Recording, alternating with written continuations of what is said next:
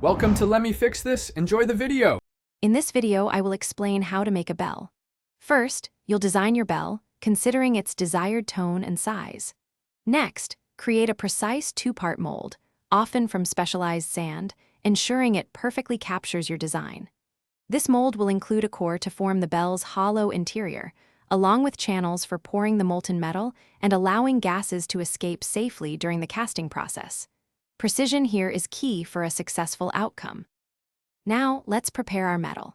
Traditional bells are often made from bronze, a robust alloy typically composed of 80% copper and 20% tin.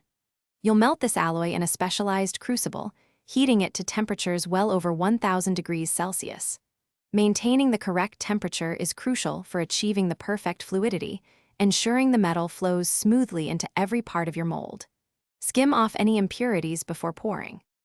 With your mold ready and metal molten, it's time for the pour. First, gently preheat your mold to prevent any thermal shock when the hot metal enters. Then, with extreme caution, slowly and steadily pour the molten bronze into the sprue, allowing it to fill all cavities. The metal will then need to cool gradually and solidify completely, a process that can take anywhere from several hours to a few days, depending on the bell's size. Once fully cooled, carefully break open the mold to reveal your new bell. You'll then clean and polish it, removing any rough edges or excess metal from the casting process. The final, crucial step is tuning. This involves precisely removing tiny amounts of metal from specific areas to achieve the desired musical notes and harmonics. Finally, attach a clapper, and your beautifully handcrafted bell is ready to ring. Thanks for watching. If you found this helpful, don't forget to like and subscribe.